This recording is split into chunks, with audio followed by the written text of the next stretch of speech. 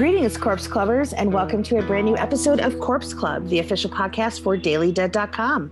My name is Heather Wixson, and this week we are kicking off Indie Horror Month with none other than Heather Buckley. And we decided, what a better way to kick off Indie Horror Month with like a double dose of Heather. So Heather, thanks for joining me this week.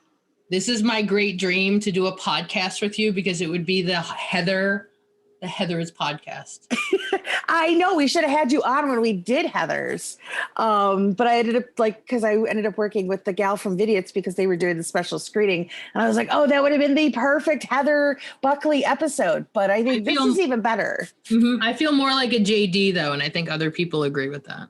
You know, I feel like more and more these days, I'm tending to sort of agree with JD a little bit more. Where I was definitely more of a Veronica for a long time, but I'm like, people are terrible. Maybe I'm a JD.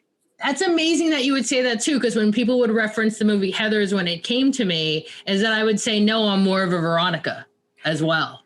Same here, because I was never like the super like cutesy, dresses and I wasn't really a Heather in practice. I was a Heather in name, not in practice. It's very true, but I think for both of us being like very steeped in the horror world, it's this beautiful irony. Yeah, I know. It's like, how do you get a movie named Heathers, but you relate to the other character? Go figure. But no, I figured this would be better because we're going to talk about you today and all the cool stuff that you've been doing and all the cool stuff that you're wanting to do. Because if you follow Heather on Twitter, this is going to get so confusing because it almost sounds like I'm talking about myself in the third person. But what I think is really cool is first of all, you've been kicking ass in this world for like well over a decade now. And the stuff that you've been able to do in terms of just on the like special feature side of things, all the different companies you've worked with, doing all these amazing interviews, just fantastic work there. But you've also ventured out working in the realm of independent horror, producing. I remember you did, I think if I'm not mistaken, you did special effects on We Are Still Here for Ted. Yes, I did. I was the special effects shop supervisor on that and Circuits of the Dead, and then Sci-Fi's Dead Still, which I believe will probably be in syndication long after I'm dead. And I'm also one of the creatures in that movie. The Booth brothers are very sweet, and they needed to find someone to play the hidden mother. And I knew about the image. The hidden mother is in Victorian photography. You have a shroud over you. You're holding your dead child for Victorian corpse photography. And they said, it's like, we need someone to play this role. And I suggested it should be me because I've always been obsessed with like suit work, monster work, being a creature. And they said, but you're doing the shop supervision. Are you going to have enough time? And I said, where are you going to find a woman who's 6 foot tall with 42-inch shoulders to play your hidden mother? And they were like, hired. That's amazing. And it was great having the makeup, having blackout lenses so you can only see the pinholes of the LED lights, and just being absolutely frightening. And I sort of helped design a little bit of that character because and it was mentioned in a comment when they put the picture of me up that I sort of wanted to look a little bit like Death Rocker Anna Varney, who I love. She's so rad looking. Oh, that's awesome. Yeah, it was interesting because I went through your IMDb page last night just to kind of like get ready and everything like this. And I realized we also technically share a similar credit on our IMDb pages as well, as we were both, and get ready everybody listening, this is a big one.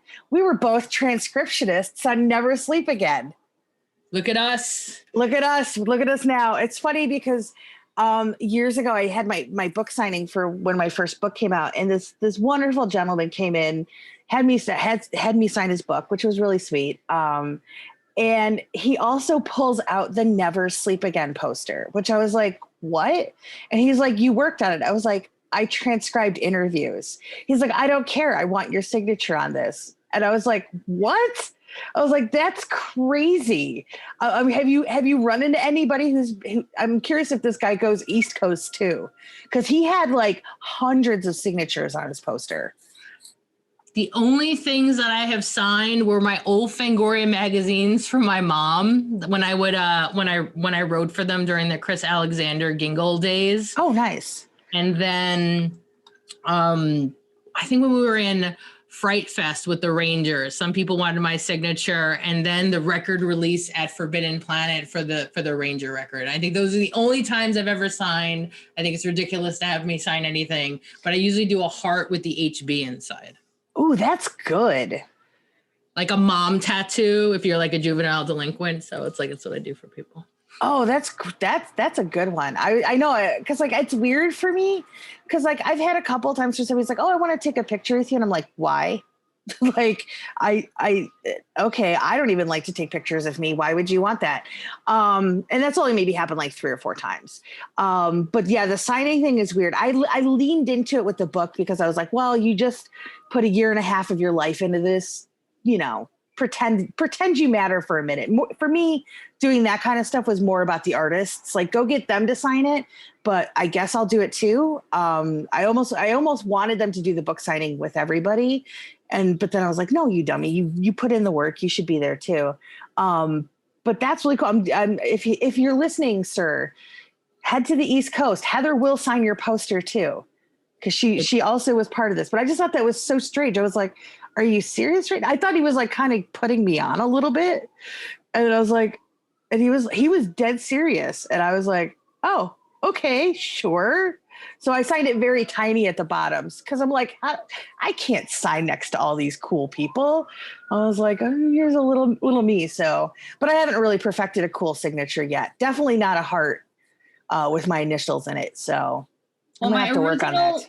My original signature, because I started out in this world as a fine artist. So I guess a draftsman, I like to do sort of these transfiction saints. Some of the images that I put on Twitter of like portraits of me with all this swirling stuff, it's sort of based on my artwork that I have before I then went to design school and went over into film. So the HB actually comes from, that's my artist signature. I used to just do H scribble, B scribble, and I just am HB. And then when I was worked in advertising, it just seemed the thing to do is just signing by your initials. So I would go by my initials. And little Heather was very excited that the pencils that she had HB on it. And it was not until I would go to art school to know that means hard black, but it's like, these pencils have my initials on it.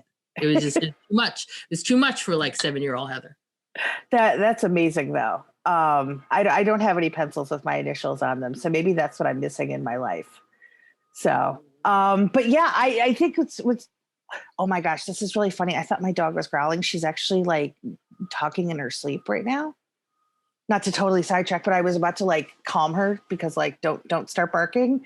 And she's actually sleeping and just growling in her sleep. So go figure. Anyway, didn't mean to get sidetracked with Winnie over here, but I was like, oh no, the dog's going to bark. And I was like, no, she's growling in her sleep because my dog talks in her sleep. Well, I was going to say something about, which I think is very important about your book and standing by your book. I think sometimes a lot of women creators struggle with saying, this is the stuff that I did, and getting into the limelight, getting to the spotlight and going, I did this, because I think a lot of times women are told not to take up space. It's really true. And that is something that I've been doing this, for about 14 years now. And I still struggle with that. I still struggle with taking ownership for the things that I do, even the things that I do well. And I'm learning how to sort of readjust that in myself a little bit. But it's one of those things like, because there are sort of these different expectations where like, guys are, it's cool that they go out and promote themselves and sort of, hype themselves up a little bit, where I think a lot of us learn as women, like when we do that, like, is that being egotistical? Is that being too forward? Like, it's this weird, delicate dance that you almost have to do. I was so ostracized. So what a woman was supposed to do, I never had any idea. And I was raised by a working class family. My dad was a construction worker. My mother was a teacher, and he was a Vietnam vet. And I'm from Jersey City. So the idea of like being flamboyant and taking up space and just, I just feel something that it was ingrained in my personality, just to be out there, promote.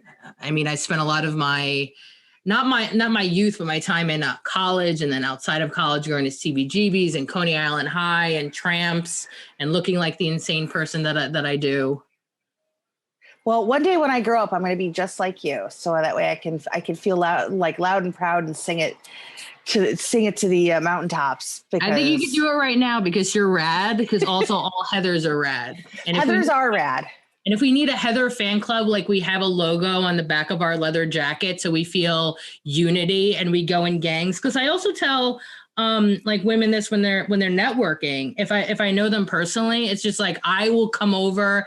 There's a term in wrestling that I'm not going to remember. It's like pulling someone over. Putting someone over. Putting someone over. And so I feel like when I'm in a networking situation and I'm there with my ladies, I will put everybody over. I will become Mean Gene Oakland and announce an intro and like put them into the world. That's one reason I love doing my intros at Alamo Draft House or IFC Center and doing the interviews, is just like to present and create that energy and then just move the spotlight over. I love that. I'm so good at promoting other people because I really believe like when you're in like this world, like we all have to kind of be each other's cheerleaders. Yeah. Because I mean, that's, for so many years I was kind of not taught, but like it was sort of this weird unspoken thing where like there were sort of these lines of division within sort of the genre community space. And, I know everybody talks about like, well, there's no film Twitter, there's no horror Twitter. I mean, there kind of is, because I tend to follow people who talk about horror, thus the existence of horror Twitter. That just might be my timeline in my feed, but it exists. It exists in the space that I've created. So it's not something that's literal, but it exists because we all sort of create these online spaces that we gravitate towards and about the things that we love. And so I'm really great about like pushing everybody else's stuff. And then when it comes to mine, I'm always like, I pull back, or I feel like I'm inconveniencing people because I tweet about my stupid book. Like that's not inconveniencing anybody. People could just scroll past it if they don't care. And Heather Buckley Twitter is always coming in and like retweeting all this great stuff. Like your stuff and other people's stuff. I mean, that's one tactic that I had when I ran the Ranger Twitter account, because it was a punk rock account. Not only did it talk about like the Ranger stuff, it was being like, I love Wolfman Has Nards. I love this movie. I love that movie, and supporting other movies. Yeah, I think we all have to kind of get in the mindset of like, it's so cool to be out there and supporting other people, and that's stuff we should be doing, but we need to support ourselves too. And I'm getting better about it. I think 2021 is the year where I'm going to just finally lean into it and be like, you've done all this work. You deserve that. You deserve a little bit of that moment, because again, for me, like doing the stuff that I've been doing with like the special effects artists, it's always been about telling their stories and celebrating them, because so often the industry wasn't doing that. And it's interesting to me because in the last 5 years, I've seen so many more people talking more and more about special effects artists. And I think that's rad. I think that's so freaking cool, because I want people to know who these artists are as people. Like they're not just, they work in a service industry. So often studios and sometimes directors and things like that just see them as providing a service. Like they're not artists. They're not people who are creative. They're not people with real lives. So for me to be able to kind of show people like what some of these artists have had to go through, like that to me is like the gift in itself. But I also at the same time, like I had to write like, 130,000 words or something at this point. Like I deserve a little bit of a moment in the spotlight. So I'm going to get a little better about that. It's true. And let's talk about the idea of the personality type that like collects and celebrate, because I'm going to say, and this could be like both of us, like the little Heathers. It's like, I always consider myself a Fangorian. I have my Fangorian magazines and Fanico slipcases from the 90s, which I always talked to Tara about, who's the new owner of Fango. It's like, we need to bring back the slipcases. They're so important in Gore Zone and Toxic Horror. And those were my heroes, the special effects people, the VFX people. Therefore, when you look at my discs, you might see it's like, it's important to talk about the authorship of the writer, the director. But I think because I'm so working class and I'm interested in process, which comes from my own process of an artist, a process of being a designer, is how things are made and the people with their own hands making it. And that talks about below the line. And I can't even tell you, like, I have discs, and when I get to talk to VFX people, when I get to call ILM, when I get to talk to people like Todd Masters, when I get to reach out to Kevin Yeager, I am just the hugest fan in the world, because I think as like young girls reading horror magazines, those were the heroes in the 80s and 90s. Like, I knew everybody's name. I had one DVD extra shot in at Spectral Motion, and it's like, I can never fangirl big enough for special effects, VFX. My friend Kevin, who's worked on a whole bunch of John Carpenter films, and like sitting at a diner with me in LA and telling me how he does hand-done rotoscope lightning, which means you take a pencil and there's sort of like 3 different widths, and you're trying to draw it to ground. And that's why I always felt when I watched, like, which is one of my 2 things I'm obsessed with in this world, cloud tanks in movies, that effect, and then hand-drawn rotoscope lightning, because I felt that there was some consciousness in it. And of course it is. If someone's hand-drawing it, there's a consciousness of moving it down, rather than just having an analog and a VFX on it. And it was nominated for a Saturn Award, my stuff that I did with Kino Lorber for Deep Rising, because that was the first time VFX and FX were married together. And I had a friend, Greg, who's head of composition over at ILM, go, like, if you contact ILM, they have a backlog of all the stuff that they did, all their process work. And that's why that process work is in the Deep Rising disc, because I reached out to ILM and they had all this stop motion, how the tentacles were going to go. And I can't, like, to me, these things are sacred. When I did the Thing disc and Rainey Cook sent me like 1 minute of Blair Monster stop motion animation, it's like this, it's there's no other word that's sacred. There's no other word, the gift of seeing this stuff, but also the gift of sharing it. The idea that folks would take time out of their schedule to like send me this stuff, do the interview, sit down and share with the world. Because to me, it's not about like keeping that information. It's always sharing that information with joy to the rest of the world. And when I was in design, when I did design for 13 years in Manhattan, I used to listen to the commentaries of discs and try to figure out like how I could move a lot of that collaboration that they talked about into the design world. That means like bringing all the verticals up front, talking about problems together, and sort of like the collaboration of the film world. And I love that I was like invited and moved into film world because everyone was like, Buckley, you need to go be a producer. And I just went, I'm going to go try to be a producer. And that what brought me here today is the invitation, the support, the belief in me, because my career trajectory was like visual artist, university arts, graphic design, Gestalt Bauhaus training, which is a lot of presentation, talking about the work and process, then working in Manhattan for 13 years, being a creative lead at advertising and design firms, and then moving from like running the small special effects team to then going and producing the feature with Jenn Wexler, and Jenn Wexler believing in me and going like, hey, let's make this together. Because I read that script, I believed in it. I was sort of like part of the New York City horror community, and it was an honor to work on a Glass Eye film, because Larry Fessening, I can't even tell you, was like some sort of like saint on earth. He is so wonderful to talk to and so supportive. It's just, I don't even have like, I don't have the words to describe, you know, what Larry means to me, how Larry helped, and just being sort of like held in that creative space and understood while making this movie and making it with Jenn, because Jenn's a cool girl.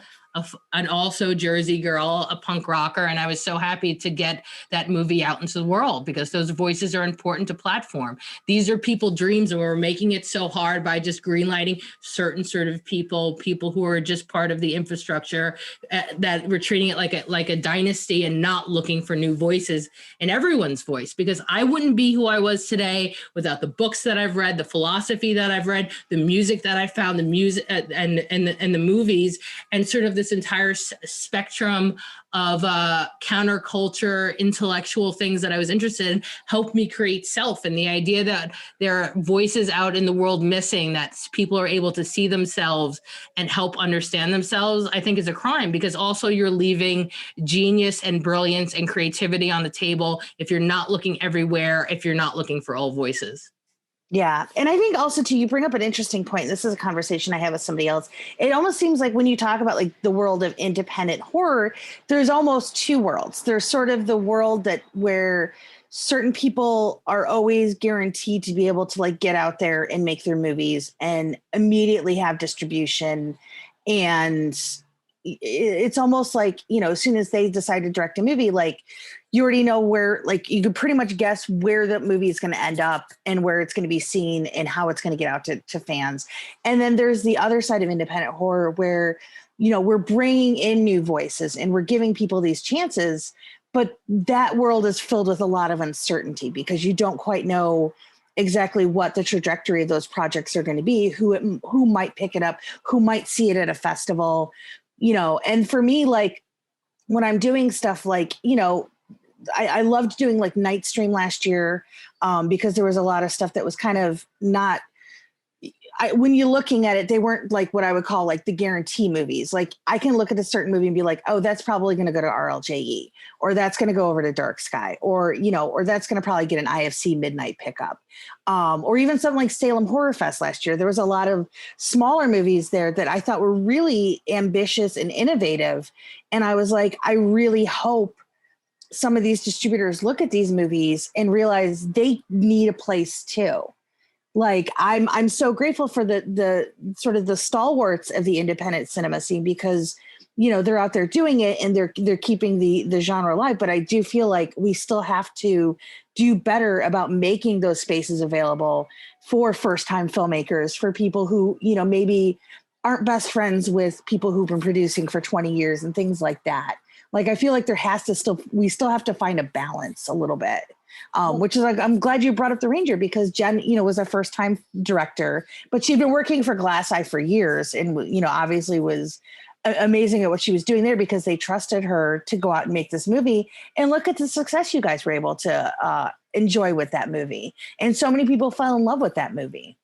And I just, to me, like something like that, to me, those are the real success stories of the independent side of horror, because like those are the movies that like really kind of come at you without sort of that safety net.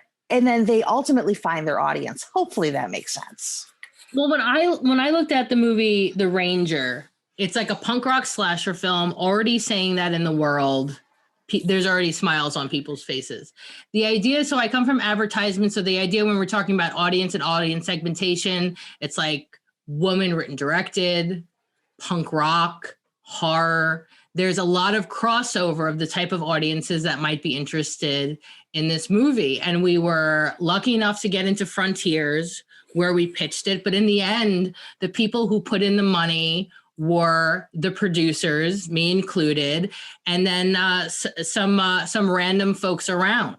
I would argue is that we believed in the project. The producers believed in the project. I knew, like, hand on the Satanic Bible, that this was gonna be great in the world, because I also knew when I look at a film, it's like, do I like the person making the movie? I love Jenn. She's like my sister. I love the script because it was able to capture the punk rock that I knew it on the East Coast, which is a lot of like ball busting friends that love each other and a ride or die. And then I knew, like, if we got the soundtrack, I knew I could get the soundtrack. I knew that I could get these elements for her. I could get the band. I can get the scene to show up and make this a very special movie. And I sort of saw the trajectory that this would most likely play Film Fest, where that would be, and also what would be the talking points when it rolled out from a PR perspective. Because you want sort of a movie where you can talk about, you can interview the director, you could give it reviews, but you have the punk rock angle, you have the like female filmmaking angle. There's different angles that can move out into the world and sustain it. And I also had we had these ideas together to create this great merch campaign, which number one was there to sort of reinforce the movie and its brand and its existence, which was the record. And I have to thank like Josh Goldblum for hooking us up with Crypt Records. There was the novelization because my friend Ed Kurtz, he has this amazing voice. And I asked him, it's like, could you do the voiceover for the teaser? And he had this brilliant idea and he's like, Heather, can I do the novelization of the movie? And it's like, yes, that was like his brilliance, and it was Jenn's brilliance to have it. I think look like an R.L. Stein book, the cover, and what else? We did the VHS, so we got VHS rights from Shudder to put that out into the world. And one of the best feedbacks was we were posting all this stuff because Shudder was doing a giveaway, and someone said, "What year did this film came out in?" And I just went, "We've won." Yeah, 1993. And then Erica from Atomic Cotton did our sort of like Mead Trapper Keeper neon T-shirt, which of course would add as a beacon at any horror convention of the Ranger out there in the world. And I think it's a beautiful piece. I think the one piece of merch we didn't have is like an actual Trapper Keeper. Yeah, I don't even know like if that would even be a thing anymore. I mean, I would love it because God, I miss Trapper Keeper days. But like, I mean, you guys really ran the gamut. And I wanted to take it back for a second because you mentioned Frontiers, which to me I've always sort of known about because I've never actually gotten to go to Fantasia in person. And I thought it was really interesting because it was in a documentary that you're also featured in called Clapboard Jungle. Which is something I would recommend a lot of, directors who are coming up in this industry and they're trying to figure out like, well, how do you make a movie? Because I think there's like so many, like film school teaches you how to make a movie, but they don't teach you how to go out in the world and get your movie made in a lot of cases. And do you feel like something like Frontiers, like where you're going and you're taking these meetings, like for you, like, I mean, obviously it was essential for the Ranger, but for like somebody who maybe, has never done this before, is that something you would recommend for them to do? Like, how does somebody go and get themselves prepared to go and basically have to sell themselves at something like Frontiers? Well, I think we can even move it back further than that. So my bridge between producing in Horror Film World USA and going to Film Fest and knowing people is that for a very long time, I wrote for Dread Central and Fangoria, and I would go to Fantasia and just hang out and meet everyone, meet the distributors, meet the sales agents, meet the sort of like the mini studios are out there. We talked about movies. Because I was originally interested in how would you make sort of like hard European genre films, which are my favorite sort of films. How do we make them in the American space? Just from a purely philosophical point of view. And I used to sit and talk about it. I used to talk to the sales agents about my advertising and marketing background and audience just for the hell of it when I was there. So I would say like even before submitting to markets, the idea of being part of that community, hanging out at film fests that have markets and just seeing who's out there, making relationships, talking to people, hearing what they're looking for, what the marketplace looks like, I think is very important. And submitting to these markets is just a very blessed thing. I love Frontiers. I love what they're doing out there. I know Anik has done a call for projects for the next one. And Cannes, I got to show inside at Cannes at the Fantasia market there, standing on stage with Elise Solomon with like my red Hawk and her red rockabilly hair was pretty rad. That's awesome. Also because I go like, who am I? I'm like some punk rock girl from Jersey City standing on the stage at the Cannes market talking about an incredible folk horror film. So I think that's number one. It's like go to film fests locally, See if you have enough capital to sort of like travel to a few and just get to see who's out there and just network and talk to people and be open and ask them, it's like, what are you looking for? What are you interested in? I think that's the best place to talk to salespeople, distribution people, and also to find producers and creative producers to move these projects off the ground. Yeah, I definitely. And it's interesting because I worked one AFM back in like 2013, which was really eye opening for me. Because I was there basically with a sales and distribution company, who was there just selling movies to different territories and things like that. But it was interesting because we had a lot of filmmakers who were coming in. And most of like my bosses and stuff were off having meetings. So I actually still have like a stack of business cards from that AFM, which who knows how even valid any of them are. But it was interesting because there were filmmakers who were coming in and what they were looking at were the movies we were selling, because I think they were trying to figure out what their place in, in sort of the quote unquote marketplace was going to be if, with the movies that they were trying to get out there and get made, which I thought was interesting because I wasn't expecting that. And I remember I actually ran into a couple of people I knew too, which was fun and, made those boring days of sitting in a hotel room for 14 hours fly by. Because I was just sitting there basically sending people into other rooms for other meetings. But it was a really eye-opening experience for me, just in the one I'd never worked a market before. So I didn't really know like how a lot of that happened. And I was only at that job for like about a year, but I learned so much. And I think for me, like there's so many things that directors or creatives are taught about how to express themselves and how to go about fundamentally, doing these things. But I think there's such a lack of information that is out there in terms of like maybe in a traditional educational setting about like the business aspects of it. Cause like, I even know like my other half who went to school for documentary filmmaking, like they had all these great classes like that taught them like, how to do all the things and how to make a documentary, but nobody ever told them how, like, well, if you want to make a documentary, what's the process? Like, who do you go talk to? Do you just do it? Do you like, there was just nothing that ever gave them the information about like how to actually do it in the real world. So I think there's so many people out there who want to do these things. And they don't know how to do that, which is one of the reasons I want to talk to you, because you've really, beyond the stuff that you've been doing with like all the different featurettes and producing like hundreds of those, but like you've made movies, you've worked on movies, and now you're out there basically with Black Mansion. Like now you're creating the space for people who deserve to be out there telling their stories too, which I think is really phenomenal.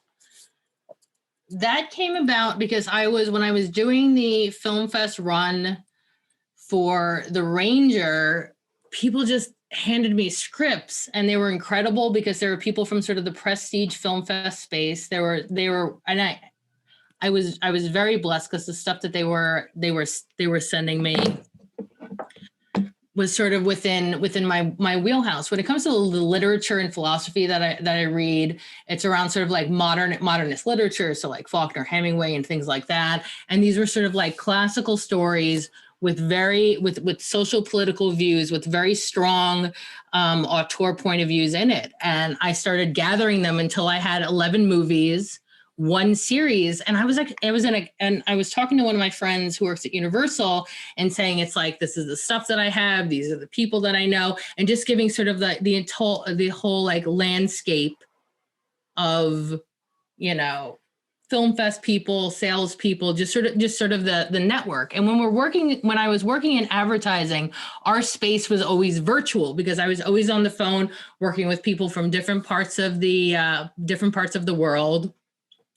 And, we would reach out to different vendors when we need them, prints, and get something away. So even within my advertising space, I wanted to create my own studio that had like what was looking for voices, people who are incredibly talented, but also it's like the setup itself wouldn't be so brick and mortar. It would be virtual. So as soon as these projects came, like sort of we rose up and all our collaborators and vendors and got the thing made. And then we were done, we would sort of like power down the system to do it again, to stop overhead. And I always thought about that sort of idea when I was doing the studio, the idea that it would be collaborators, people who I'd work with over and over again, different studios, different financiers, different people, and always having sort of this, and not a closed system, an open system where there was always these fresh ideas, fresh people, and that everybody was sort of welcome in the environment. And I think I told someone on the phone once, it's like a Black Mansion at its very like smallest core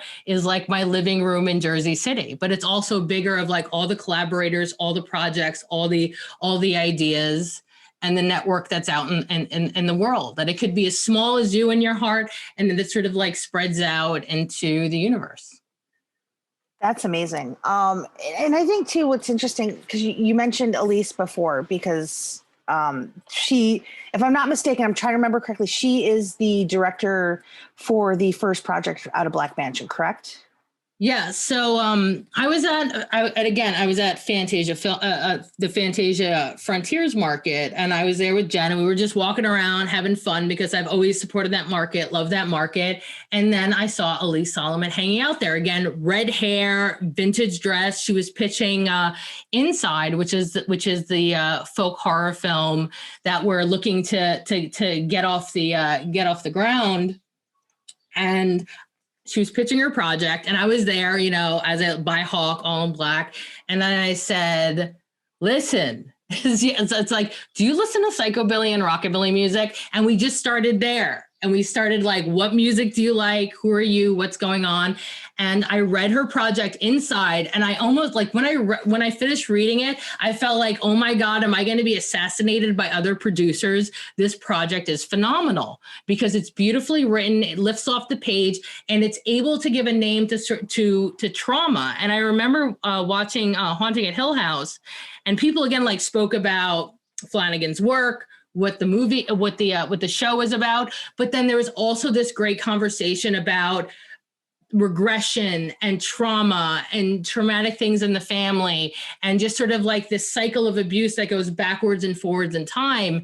And some people even talked about, it's like hearing about that or hearing about the word of trauma helped them look into themselves and starting to put a name on what they were going through and what they were. And when I read Inside, I felt the same thing. It's like, it's a wonderful story. It's a story about loss and tragedy. There's sort of like an echo horror vibe that goes through it. But in the end, like when people would be watching this film and writing about this film, it's like they might be able to locate something in themselves that they were not able to articulate, that this piece of art could. Because throughout, again, like to go back when I mentioned like the philosophy, the books, the music, is that I began to articulate myself and my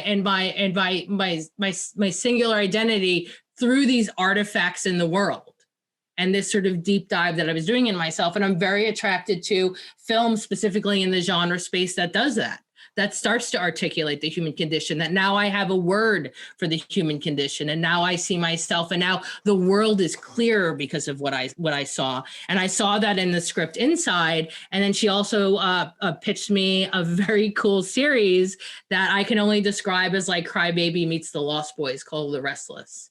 And I have that. Yes, please. Yes. And I have that on my slate as well. And of course, like the way that it's written, it's very nuanced because Elise is from the punk scene. She's from the rockabilly scene. Like I have been, I went at her apartment when she was in LA. It's like the vintage, the lucite bags, the everything, and that sense of style. And I feel a lot of the creatives on my slate, there's a sense of immersive style. It's not only do you live it in yourself, but also in your environment, and then the art that you're creating, which is why they have this singular, strong vision in their work.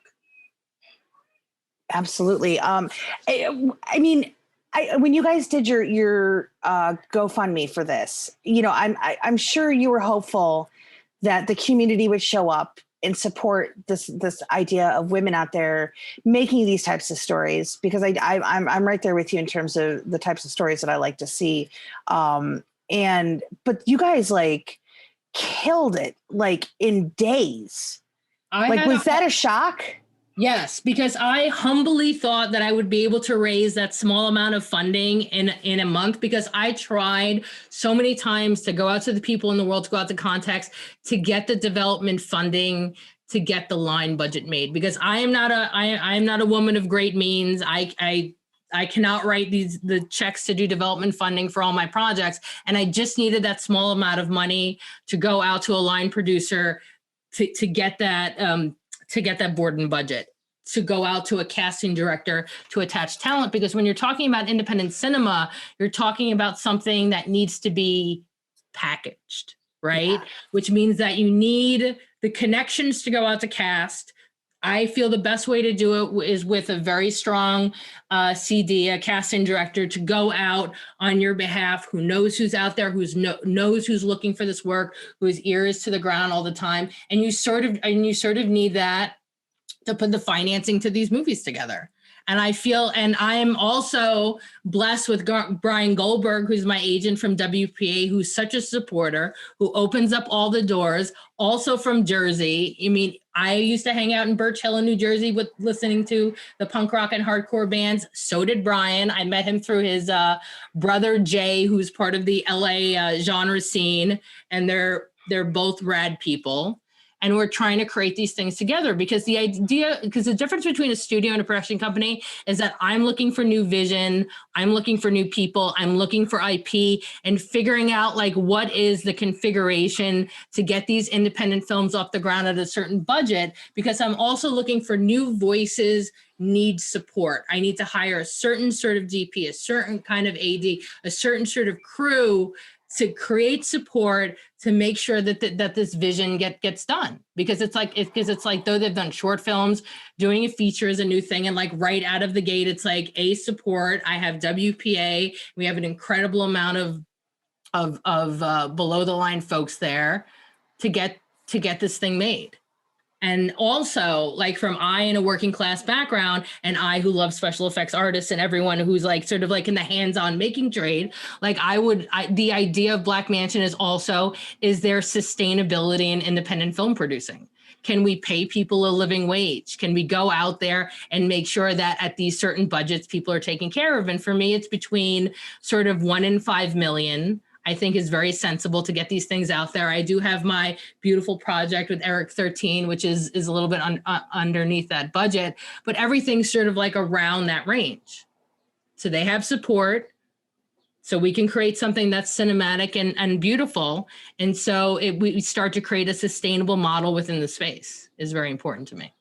Yeah, because I mean, admittedly, like I've been around a few folks who've like made some low budget movies, and unfortunately, a lot of those movies live or die by the favor system, which doesn't really pay your bills, doesn't really take care of you. And it's all well and good, but at the same time, like I love the idea of sustainability, because like people need to like get paid for their work. It's such a crazy idea in this day and age. Which is why I'll tell a lot of people, like, even when they're starting off in journalism, like, sure, there's probably like a year where maybe if you have zero connections to anybody and you really have never been out there before, like maybe, take a few assignments where you're just kind of getting your toes wet. But there's a certain point in your career where you have to start to value your work, because if you don't, nobody else is going to do it for you. And to me, that's like one of the things like I'm always very staunchly against, is people out there just kind of doing the work for free, because we all have a value. We all have a talent or something that we're giving of ourselves, whether you're making movies or writing articles or whatever it is that you're doing. So, there's a lot of people like, oh, well, I've been working for this site for 3 years and I'm still not getting paid. Okay, then you need to move on and go to places that are going to pay you at this point, because it's that many years, like you should be valued for what you're doing. And I think a lot of that, it's one thing to go make a movie with your friends on a weekend. Like that's something totally different. But if you're going to ask somebody to uproot their lives for 21 days, like you need to pay people. You know what I mean? And I think, just a lot of people, I think also money just is a weird subject for a lot of people. Like they're almost uncomfortable talking about it. But like realistically, none of us can pay our rent without money. We can't pay our bills without money. We can't take care of ourselves without money. And that's just the cold, hard truth of it all. That is, so when I was in design world, the idea that I would take on these assignments and I would sort of like take my 10% to do client work, but the idea that I could write my friends and my designers a check. And I felt that way on the Ranger because I was also an EP on the Ranger. It's like, you can give all the support in the world to something, but once you start giving money and giving money to different voices, you're helping them pay for food, you're helping them pay for rent, you're creating sustainability, you're creating an idea that I could have this career and do it again. And it's a very strong place to be in. And I love doing it. If I had like all the Scrooge money bins in the world, it's like I would EP projects because I know that's what that means. It's like you have provided income, you have created jobs for a whole bunch of folks, and you've also created sort of, it's a reverberation when you make film, because film producing, making movies is about job creation, but it's also like when that film group just appears in any part of the world, it's like that they're getting catering from here, they're going to this place and that place, and it also sort of fulfills money in that community.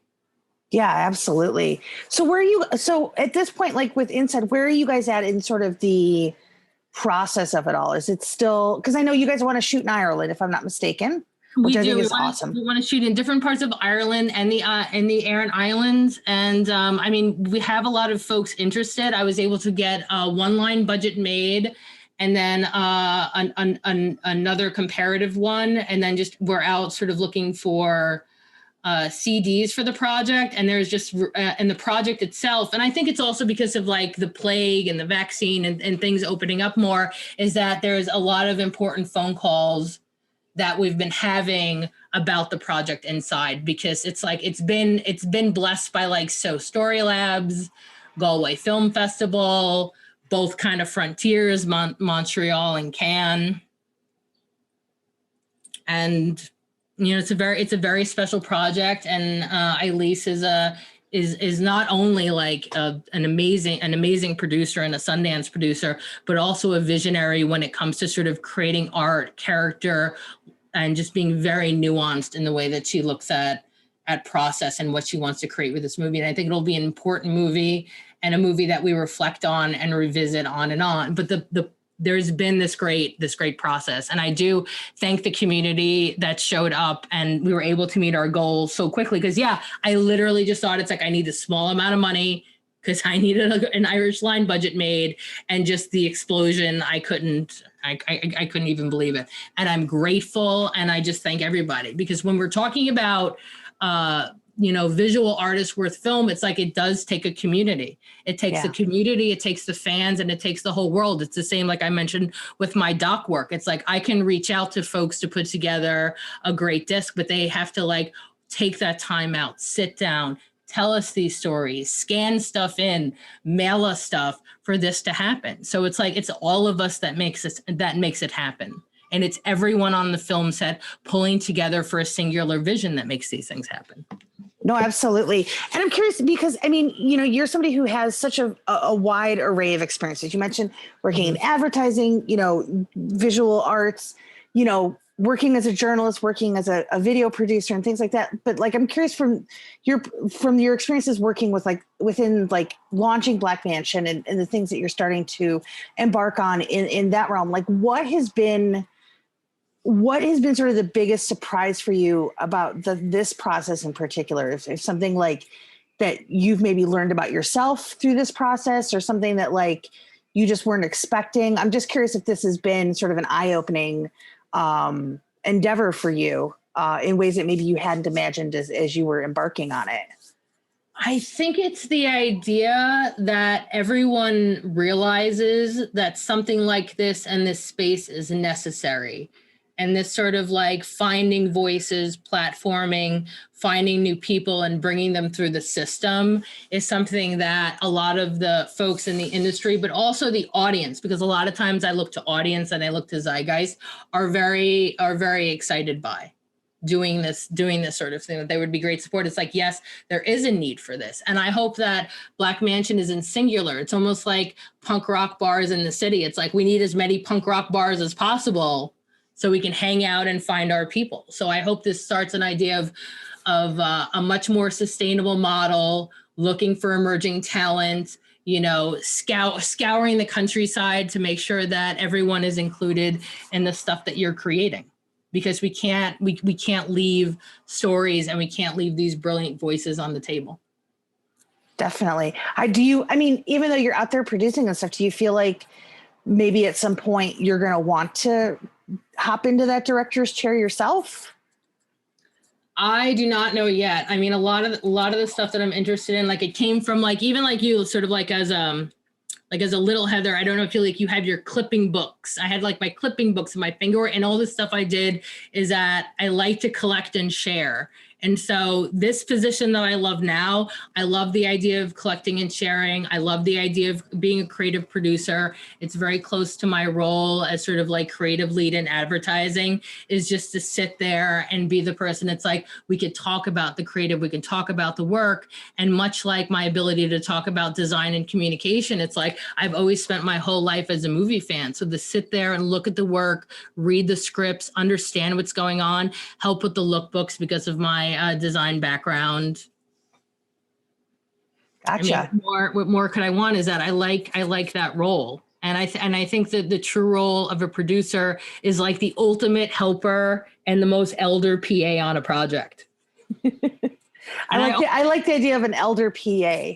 And I also like the idea of supporting from below. It's like you hold the thing up and you ask people what they need to be the best that they can. Because what I saw in my other lines of work is that people want to be heroic. They want to do the best that they can. And like, if the tools are at hand, if the budget is at hand, if the leadership is at hand, is that they can rise to the occasion, because nobody wants to make a bad movie. People want to make brilliant stuff that's remembered, and to constantly create that atmosphere, and an atmosphere that's sort of like open, so people can contribute, so people feel listened, so people feel safe. That's very important. And that's what I was doing when I was working in advertising and design, is a lot of the stuff that when you're an art director or a creative lead, is like being in those meetings, listening, sort of like moving the paper boat from each side, you know, to go out into the world, and making sure that we were always open, and everyone was contributing. And even the most silent person in the group is like, what do you think? What you think matters as well, because we're all in this together. We're all trying to create stuff together. And that's how I like ran those departments or those sections or my teams for many, many years. And I just want to move that sort of spirit over into this world. And that's why I feel, for me, like at this moment, like I just love producing. I love helping people with their things, because also in my life, the idea is like, as someone who's like a little bit self-made, it's like, I would have wanted sort of like a Heather Buckley to go, come over here, kid, we're going to make your stuff. We're going to do it for you. We're going to help you out. Do you need me? Do you my cell phone number? I'll be here at any time. It's like, I will pound the pavement to get something done. So to me, it's like playing a role that I wish the world had, and sort of always playing it forward, because all these stories and all this earth is and all this work is worthwhile to see. And I'll do what I can to make sure that it goes out into the world. And I have a great collaboration team. I have great people. I'm trying to create a development fund called the Vault, Black Mansion's Vault, with one of my friends who works in real estate. And we're going to see what happens. I've always had an entrepreneurial spirit. I always wanted to create my own system. That's awesome. And I think too, I mean, it's sort of a catch-22, right? Because like, one, these systems should already be in place, right? Like if we're really supporting the independent spirit of filmmaking and the storytelling and things like that, like those supports should already exist, but they don't. So it's like, that's the bummer of it. But I also think it's really cool that you get to go out there and do this, because nobody else is really doing that. So it is like this catch-22 where it's like, okay, yeah, that really kind of sucks about it, but it also creates an opportunity for you to go out and not only show what's been missing, but also do it on your own terms, and, you know, do something that like has, I don't want to say that other people aren't doing things that have real meaning, but this has a real intrinsic value to it. that can, potentially change things and change the dynamics, which I think is pretty awesome. There's a difference from being supportive and actually writing the check. And when I was sort of researching what was going on in the world, I turned to sort of articles on corporate America, the idea that women are mentored, women are supported, but women are never hired to that next higher position. So there is the support, there is their mentorship, but it's not like writing the check. There's not like, I'm going to promote you and I'm going to give you that higher position in leadership. And there's a lot of studies that there is a lack of this. So this is the idea of, yes, there's support. Yes, I appreciate the support. But the idea is like when I hashtag greenlight her or say it with cash, that's how we support people and move things forward. We give them jobs. We give them support. We give them a crew so they could pull through that vision. I mean, one of my favorite movies of all time with Ninth Configuration, and I interviewed William Peter Blatty. I was working with David Gregory on the UK disc, and that was his first movie, was Ninth Configuration. And he said, and he was concerned about directing for the first time and going out into the world. And he goes, someone told him, all you have to do is just hire well. And like Ninth Configuration is such a crazy film. It's one of my most favorite films ever. As a first-time filmmaker, William Peter Blatty. Yeah, I don't think we give enough credence to first-time filmmakers a lot of the times. Sometimes, like, I just hear, oh, well, that was their first time directing. And it's used as sort of this talking down point. But I will tell you, like, as somebody who covers a lot of festivals every year, so I see a lot of first-time directors out there kind of doing their thing.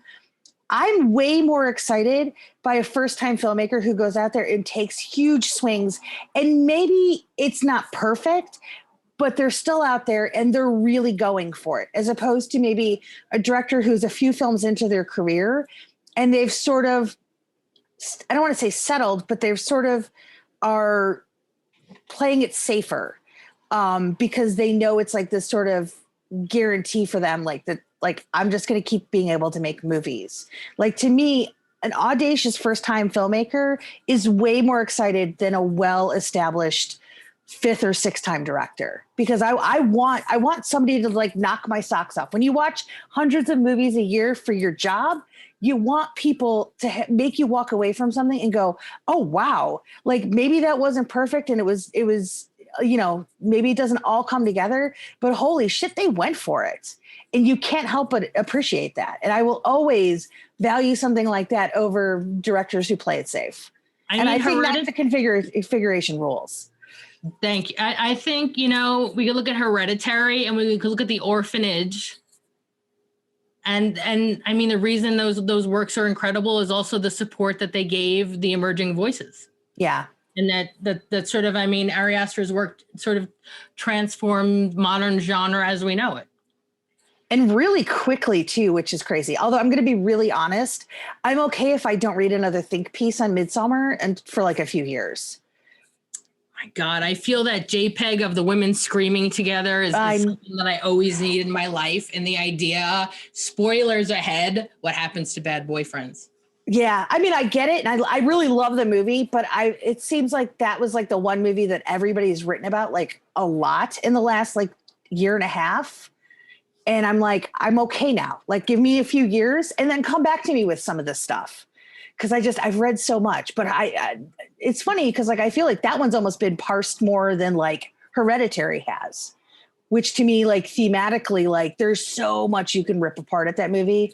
But I do think what's interesting is like, look at what he's done in 3 years in the genre space. Like the conversations have totally changed between him and Jordan Peele. Like it's a totally different, there's so many different discussions that we're having now that we weren't having in 2015 or even years before that. Like it's such a different place. Get Out is so incredibly important and sort of and such a breakthrough movie. It's the socio-political nature. It's the idea that all audiences has embraced it.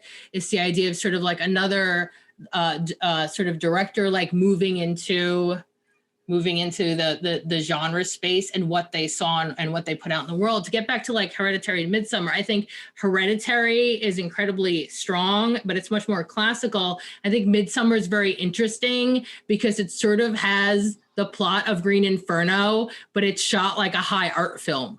Yeah. And it's almost a bit more ambitious than Hereditary in a sense. And the conversation's open for what works and what doesn't work and which one makes more sense. But I remember I saw Midsommar. I actually saw Hereditary at South by Southwest. And I'm missing it South by Southwest because they had a preview in the tickets. I saw it at Overlook, and then I saw Midsommar at the press screening in New York City, and my mind was blown. I still remember Hereditary. I saw at Sundance, and I was actually sitting with Sam Zimmerman, who's I remember he was wearing this wonderful cream sweater that day because Sam, his sweater game is like just wonderful. And that's one of my favorite things at Sundance is running into him to see what sweater he was wearing that day. But I remember sitting with him and like, especially Sundance, you don't get a ton of genre people there. So you get a lot of unsuspecting, like upper middle class people who don't really know what they're in for. And I can remember there was like these two guys that were sitting in the row in front of us, and they both literally had it's like about the midway. It was like right after the telephone pole scene. Mm-hmm. And all of a sudden they both pulled their legs up onto their chair and they were like hugging their knees to their chest. And like half the movie, they kept burying their face like in their knees, and people were like audibly screaming. And because they didn't know what to expect. And to me, that was like such an amazing experience because I love when you sort of take people who otherwise probably wouldn't go see a quote unquote horror movie and you just fling something like that at them. It's such a wild thing, which is kind of like why, some people get mad at like the normies for not understanding horror. I like watching the normies get like totally destroyed by horror movies. That to me is fun. And I see that a lot at Sundance because you get a lot of like old people who go in and they're like, oh, well, this was part of my ticket package because I paid my like $1,600 drinking my wine. And like halfway through the movie, they spill their wine because they're totally freaked out. And then they're like, leaving the movie. I think it's hilarious. So that to me is always like the fun thing. Like I love Fantastic Fest. I love being around like my fellow movie nerds, but there's something really fun about watching old white people lose their shit during horror movies too. I think because it's like a horrible prank because we can take it and they can't. When I saw that head scene in Hereditary, I was like, you like almost like in a Sam Fuller voice. It's like, you bastards, you did it. I was like so proud. It's like, oh. I was just expecting her to like die in the backseat of the car. I was not expecting like them to decapitate like an 11-year-old girl. And that was such a strong visual that lasted a while in your brain. And it's like bless this film and bless this imagery. I did get to see it because I saw it because I see most of the films that I see are in the film fest environment. And the last film that I saw in a film fest environment that blew my fucking mind was Saint Maud. And I was like, oh my God, I need to meet Rose Glass. I need to thank her 100 times. Is that truly a Dostoevsky Notes from the Underground reference? Yeah, that one was phenomenal. And I'm really bummed at how A24 or is it A24 or A24? Because I've seen it said both ways. And I'm like, I've always said A24. That's what I know it as. So I saw that at Fantastic Fest and I was just this is a special movie. I love this movie. And the end of it, like chef's kiss. Yeah, I saw that this past year they did a Beyond Fest screening at the drive-in. So it was a little tough because we were positioned right like in front of where the concessions and the bathrooms were. So we had constant people walking in front of our car, which I'm like, don't be the dick who walks in front of people's cars at the drive-in. Like I know drive-in etiquette. You don't walk in front of everybody's windshields. Like you walk to the side and walk around because I grew up on drive-ins. That's what you do. And nobody out here knows that because, they didn't grow up at drive-ins like I did. So it was a little distracting, but that last scene That was in October. I saw that. That has not left my psyche since. And there's another movie that was at South by this year that actually has a very similar scene to that, called Sound of Violence, and that was very interesting. I was like, oh, we're gonna be doing some shit on the beach, I think, in horror over the next year or so, because I think Saint Maud kind of kicked that off a little bit. But Sound of Violence has another very grueling scene that involves a beach, which was like, oh my god, they're going for it. Which I thought was very interesting. But yeah, Saint Maud was something. I just feel so bad about how they totally bungled that release, because I think there's still people on Twitter I see at least once a day going like, wait, so how do I see Saint Maud? I have to get to Epics now? Like, it's just really strange how they released that movie. They held it for so long and they should have just put it out. I think that they held it so long because I feel A24's model is very theatrical focused, and we're in the middle of the plague. Yeah, which I get, but at the same time, like, then don't just sort of dump it with 2 weeks notice and then throw it to Epics 2 weeks later. Yes. Like, it just kind of was like, because most people were like, wait, you guys are releasing it now with zero fanfare? Like, I remember them like asking them about like doing interviews, and they had literally 2 hours of interviews slated for their entire publicity for the release, and they couldn't get me in. And I was like, what? Like, this is like one of the most buzzed about movies of the last year. And okay, it blew my mind. Like, I was really bummed about that. So I do hope that's a movie that people kind of keep like rediscovering, over the next few years, hopefully once it kind of breaks out of Epics, like, because they don't even have a home release for it yet. I think with a lot of the movies that we love, and the movies that I've loved since I was like young, is that they're almost like evergreens, and there's always going to be a good time to watch Saint Maud. Yes, I totally agree. Because this is what I learned recently. It's like, I'm not the only one who's like the young girls who brought the horror movies to the sleepovers. What were your sleepover movies? Oh my God, like Texas Chainsaw Massacre 2, To Die For with Brendan Hughes, the unreleased vampire movie. Like, this is the stuff that I would bring over. I would have Friday the 13th parties with my little like misfit friends, and then we would have sleepovers. And I just feel like something like Hereditary, like Get Out, Saint Maud, these sort of like breakthrough movies. There's like little, we're going to be messing kids up for generations. Yes, are going to be showing it to their friends who are not necessarily horror fans, but like want to show them something intense, or like hear about that ending. It's like, you need to hear about this ending. You need to hear about this one scene. You need to hear about like these sort of like breakthrough themes in movies. And it's either going to be at physical media. I still have physical media, because a lot of times every movie that I want to watch, because I'm an old person and I still have cable, I have to buy for, so I might as well spend $14 to get the Blu-ray. Either they're going to bring their Blu-rays, it's going to be on streaming, they're going to rent it, but they're going to show it to their friends. And it's almost, I think, these type of horror movies, like what we're talking about, horror movies fans, is that things move through in time, like mythology, like folklore, like urban legend, Yeah. Like almost like Hereditary is an urban legend. It's like this movie and that scene and the end and what's going on, and that it's wild. And then we need to see it. We need to show it to each other. We need to freak each other out. It's nice when you get to freak civilians out. And it really is. Yeah. Super fun. And it's stuff that lives beyond, and these genre movies. And if you make them a certain way, like will live forever. Ghoulies 2 will live forever.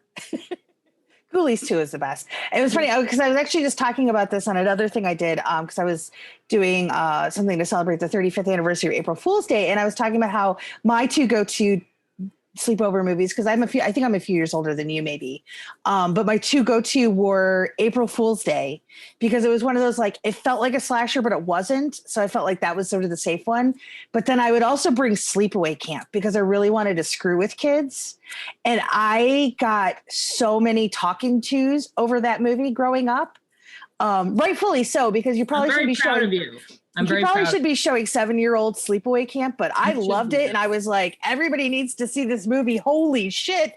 And yeah, and actually one time somebody actually called my mom, and she hadn't seen it. She just let me rent whatever. So she didn't really know what they were mad about. And probably still doesn't to this day, which is probably a good thing. but I still remember like my one friends Candace and Elaine, they lived with their dad Les.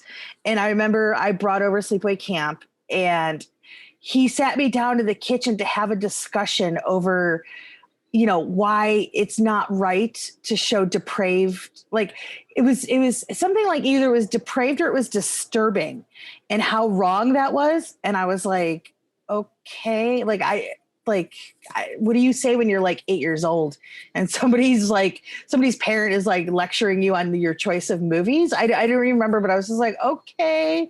I remember crying because he made me feel really terrible, but that didn't diminish my love for Sleepaway Camp.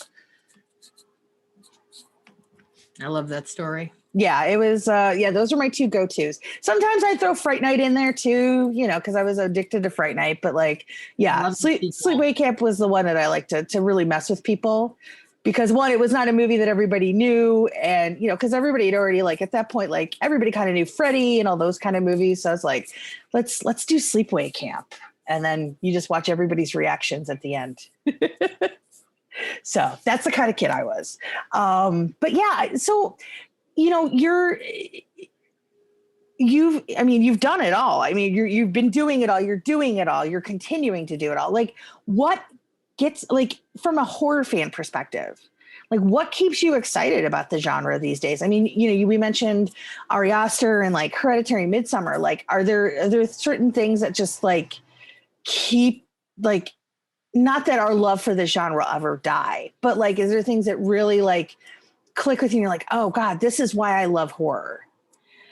For me, and Gingold asked me this question a long time ago. It's like, do you watch horror movies to be scared? And I don't. And I just feel someone who is punk rock, counterculture, and alternative, the idea that within the genre that the freak or someone with someone wrong with them or the monster is the star, and to always live in the idea of like Halloween imagery. I'm gonna say, because I am horror, because those are the things that I love. That's the imagery that I love. That's how I'm deeply moved by characters. I'm deeply moved by like Jason Voorhees and Leatherface.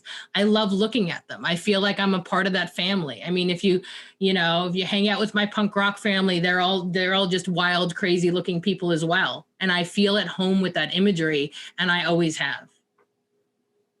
Yeah, I think it's weird because like somebody was like, I saw like a tweet going around like over the last 2 days of like people who were bashing people for their quote unquote comfort movies, because somebody was like, House 1,000 Corpses is their comfort movie. And they're like, horror fans are weird, y'all. Like, they don't, like, why would you find this comforting? But I think that there is something comforting about that. I almost think that there's something it's an interesting psychological reaction that I think a lot of us have to experiencing somebody else's fear, but also from the safety of our own homes. To me, it's about the horror movie, the idea of the other and the celebration of other, because you cannot have a horror movie without rubber monsters, ghosts, creatures, nighttime, graveyard, zombies. And it's this celebration of that. And to me, like, those are my most precious, like, doll babies in the whole world that live in my heart. I think like Del Toro said that once. It's like, you remove God from his heart and put Godzilla in there. Like, there's none more beautiful than a rubber monster. None more beautiful than Alien Deadly Spawn, which I got to intro the 35 at Alamo Draft House long ago. And I also love that movie because it takes place in New Jersey, and I consider it a Jersey kaiju movie. And it's always there aren't that many of. That's the Jersey kaiju movie, is Alien Deadly Spawn, and it was with me so long. I was very scared of horror growing up in rubber masks, and then one day I was watching, I think Friday the 13th Part 5, and I totally identified with Jason. He was like tall from New Jersey, and he just was not going to take being an outsider and being tortured and being allowed to like the popular kids to get away with it anymore. And I just sort of like, I love the idea of the juggernaut. I loved his design. It's just, I fell in love with monsters. I think if you're like me, if you're a monster, you just see your own kind, and I love them. Yeah. Yeah, it's interesting. And this was another discussion I was having too, is like, especially growing up in the 80s when they sort of turned monsters into pop culture icons. It's so interesting to me that like somebody who is like a child murderer ends up becoming like a pop icon to so many kids. Seems like sort of counterproductive in a way, like where you're like, oh, this guy would kill me. he's my favorite. And there was another thing. Like I remember a lot of kids that I was friends with growing up wouldn't come and play at my house because I had a Freddy Krueger poster on my wall and it scared them. So again, it was like one of those things where I was just like, no, Freddy's cool. You know, of course that was like around like Friday, like Nightmare 3 time. So he was a little softened from like original Nightmare Freddy. But yeah, like, I think it's like one of those things once you start to sort of embrace these things that you're scared of. And I think ultimately that's where the comfort comes from. Like, I don't remember the last time I think maybe the last time I was genuinely scared during a horror movie might've been Sinister. If you want to hear the dream boats on my wall as like a little Heather, it was Michael Crawford from Phantom of the Opera. Love it. It was the Fangoria pullout of Lecter wearing white covered in blood, beating that guy to death. Amazing. It was Peliquin which was a fold out of Gorezone magazine. And those are the things that were close to me. And my mother, who was very superstitious and like third generation Polish, is like, you have the devil on your wall, like mentioning Peliquin. And it's like, no, Mom. That's a Nightbreed. He's a good guy.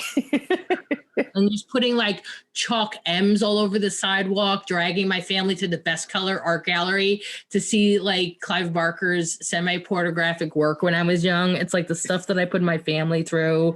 Going to see Chainsaw 3 in the theater with my sister, having my dad send me to Keyport, New Jersey to get my Fangorian Gorezones. The story about how I became a Fangorian is that I read Gorezone first, number 9 with Laughing Dead on the cover. There was then Gorezone 11 with Leatherface from part 3. And I was already like a huge like Leatherface fan, part 2.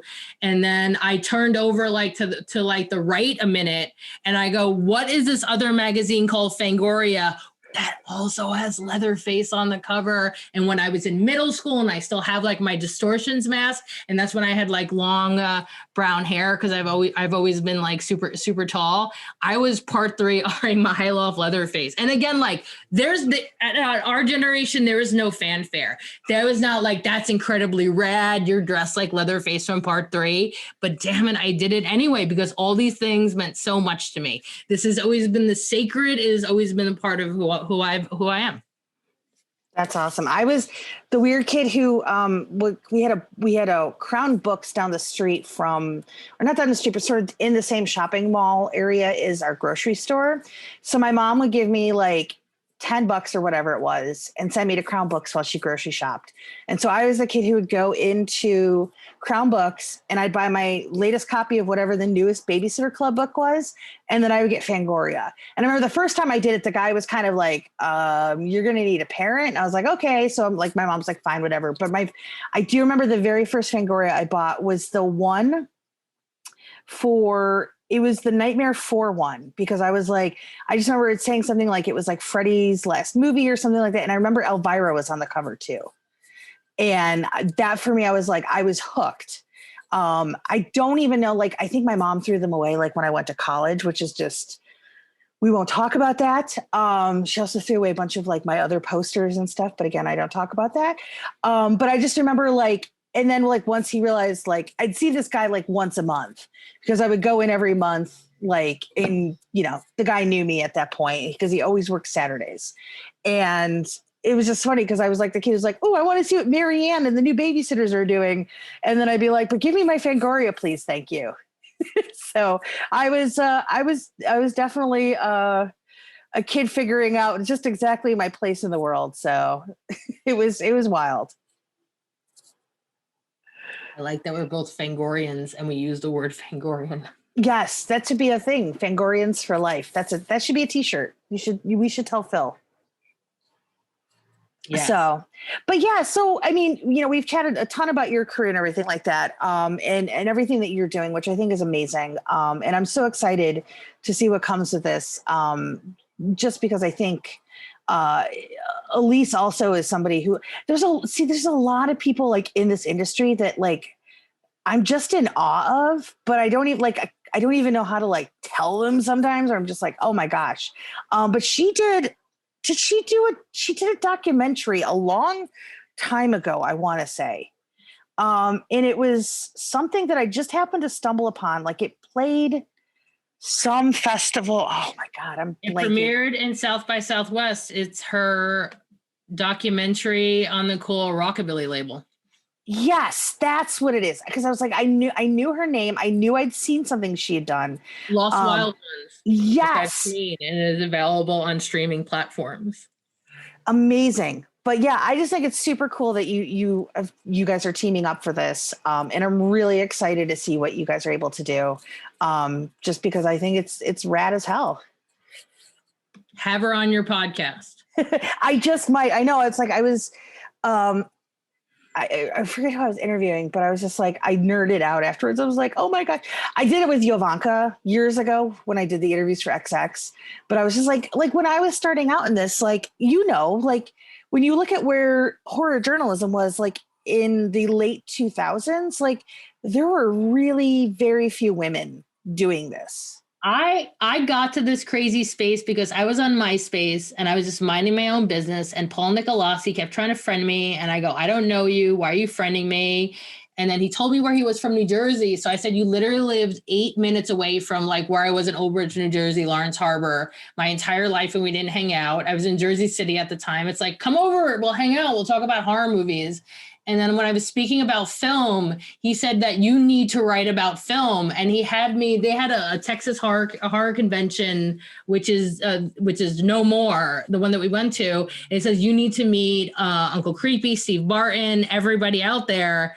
And they were like, and I ran the table because I love being a table girl, because I love pitching. I love putting one over. I love being a carnival barker. I was a carnival talker at Seaside Heights for one summer, which was one of my greatest dreams come true. And Steve asked me to write for Dread. And little Heather, who, by the way, collected all of the magazines, all the books, all the situations. I told myself when I was a young girl, I did it because I was not that I wanted to, I was going to write about horror. And then I would like go to design school and become a graphic designer. Don't even have a film degree. Took like a lot of like my concentration was in film history because I was always fascinated. I was a big fan of cinema. And my God, little Heather was right. I went to go write about horror for Gorezone, Fangoria, and Dread Central, and Diabolique. And how did this happen? And how did she know? But she knew. Little Heather knew. She did. And here you are. So Heather, where can people find you online if they want to learn more about you, the stuff that you're doing, promote yourself? I can be found on my Facebook, which my URL is Joe Spinell Lives. I kid you not. They can find me on Instagram, _ Heather Buckley, Twitter _ Heather Buckley. And I'm always there. And I always want to talk about what people love. I always talk about horror movies and rubber monsters and just like, keep in contact. Let's talk about the things that we love. I think that's what I love about horror Twitter and my social media is that it's all about people. I mean, at least mine is just people talking about what they love all day long. Excellent. Well, I am so glad we were able to do this, and we should do this again down the line because it was super fun. Maybe we'll just start a Heather's podcast at this point. I think we should. The world needs more Heathers. But no, I'm so glad we were able to do this. And it's been such a pleasure watching your career over the years, because I watch so many of my peers get out there and just doing like cool shit. And like, that's just what like makes me happy, is like getting to see cool people make cool shit. And you're one of those people. So congratulations on everything. And I'm so excited for you guys with Black Mansion, with Inside. I cannot wait to see what Elise cooks up for this. And I'm hoping like next time we do this, you're going to be like 4 productions deep into Black Mansion and just going to be taking over the world. Yes, when I find out the secret ingredients, we will take over the world together, my friend Heather. We will take over the world. I love it. Well, thank you so much for doing this. And for those of you listening, thank you so much for supporting Corpse Club. You can find out more information about us over at corpseclub.com for your daily news, reviews, interviews, and all your Indie Horror Month coverage. Please head over to dailydead.com as we're going to be celebrating throughout the entire month of April. Once again, thank you to our editor, Brian, for making us sound awesome. And until next time, everybody, stay scary.